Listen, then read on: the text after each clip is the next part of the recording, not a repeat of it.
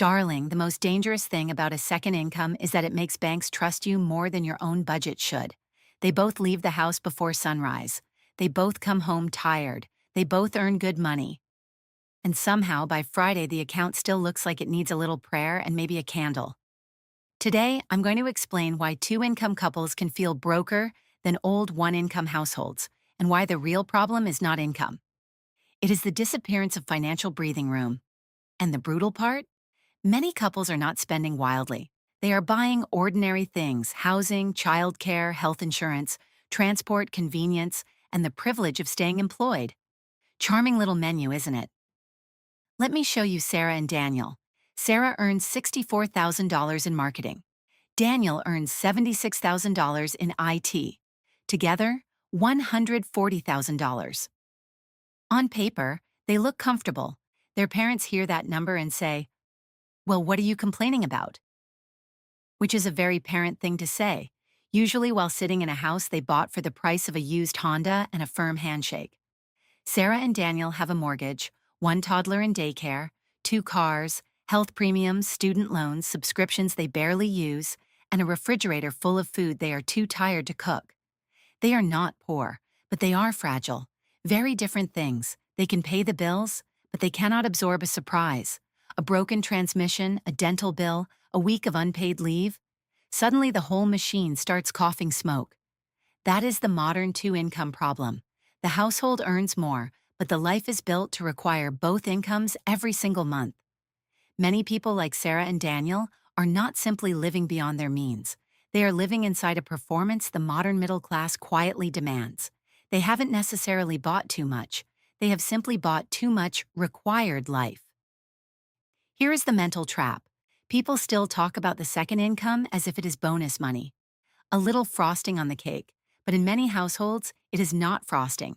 It is one of the legs holding up the table. The second income used to be optional. Now it is structural. In the old model, one income often covered the basics. The second adult's earning power was a reserve parachute. If the breadwinner lost work, the other person could step in. Today, many families have already opened the parachute just to pay the mortgage. That is why two incomes can make a family look richer and feel more trapped at the same time. Now let's do the accounting. And yes, I know accounting sounds dull, but this is where the crime scene gets interesting. Imagine the second partner earns $55,000.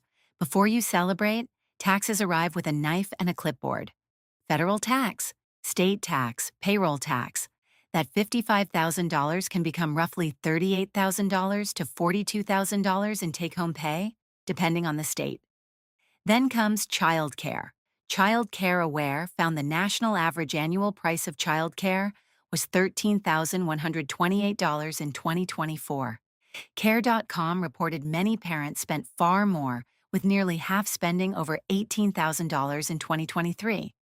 Now add commuting, gas, insurance, wear on the car, work clothes, lunches, the emergency sandwich bought at 2:13 p.m. because breakfast was a fantasy. Then add exhaustion spending, delivery food, cleaning help, convenience groceries, paying someone else because both adults are too tired to be the unpaid household employee after being the paid employee all day. Suddenly that second income is not $55,000. It may be $10,000 or $5,000, or with two kids in daycare, negative. The second income is not always a wealth machine.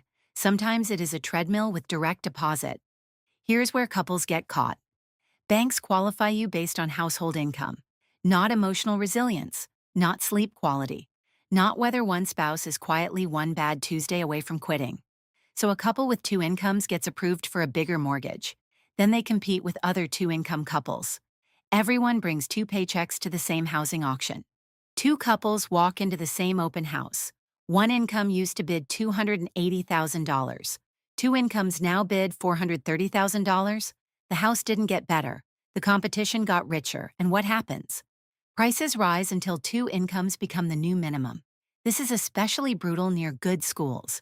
Parents are not just buying a house, they are buying access. Better test scores, safer streets, a shorter commute. The feeling that they are not failing their children before kindergarten. No one calls it tuition, but when a school district adds $150,000 to the price of a home, my dear, That is tuition wearing a roof. In the first quarter of 2025, the national median single-family existing home price was over $400,000. That is not a starter home. That is a financial hostage situation with granite countertops. Two incomes did not just make families richer. They helped reset the price of middle-class life. Now let's talk about the dangerous sentence. We both work hard. We deserve this. Usually the sentence is true.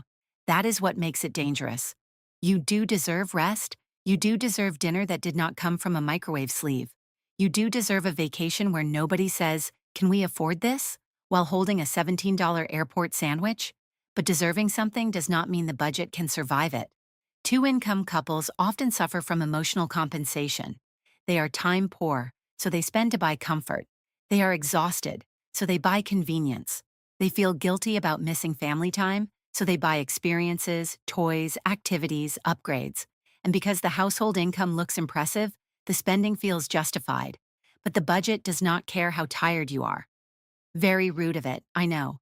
This is how a good income becomes invisible. Not through one dramatic mistake, through hundreds of small payments that say, "We earned this." The trap is not just economic, it is emotional. The second income becomes compensation for the stress created by needing the second income. Here is the part nobody wants to say out loud. A one-income household has one obvious risk, one paycheck. But a two-income household has a hidden risk. Both paychecks may already be fully assigned. Mortgage, daycare, cars, insurance, debt, food, utilities, activities, retirement, if there is anything left and everyone behaves nicely. So when one person loses a job, gets sick, burns out, has a baby, cares for a parent, or simply cannot keep going, the household does not lose extra income. It loses load-bearing income. That is why the two-income household can be less flexible than the one-income household. Not because two incomes are bad, two incomes can be powerful, but only if one of them is not already chained to fixed expenses. Income is not security. Margin is security. Now, before anyone throws a spreadsheet at me, here's the part that actually saves marriages. You do not escape the two-income trap by pretending one partner should quit tomorrow. That is not the point. The point is to stop building a life that collapses the moment one income sneezes. So start with what I call the ghost budget.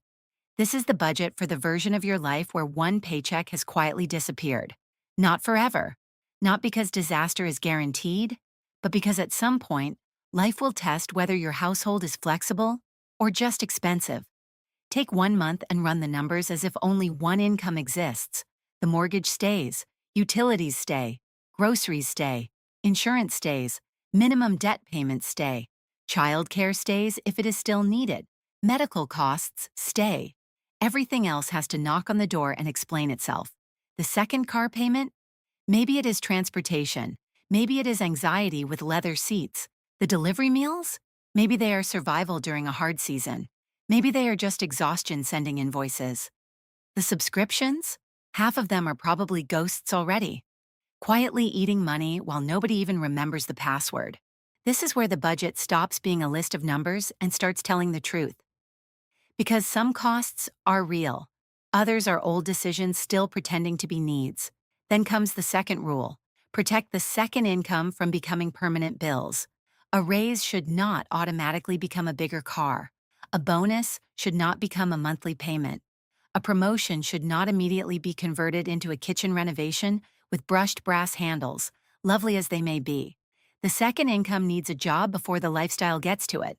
Its first job is emergency savings, then debt reduction, then retirement accounts, then investments, then, yes, some pleasure, because we are building wealth, not joining a monastery.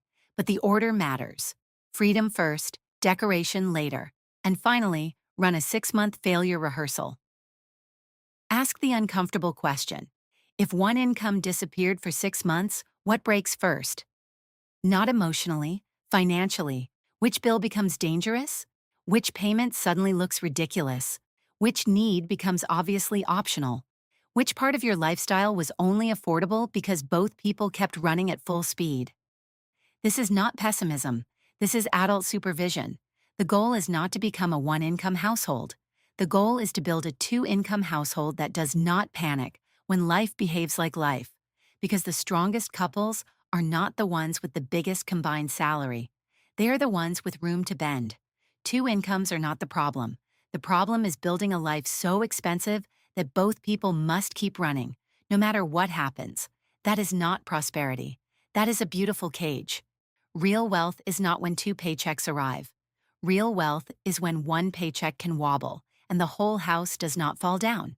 So before you ask, how can we earn more? Ask the quieter question. If one income disappeared, would we still be free?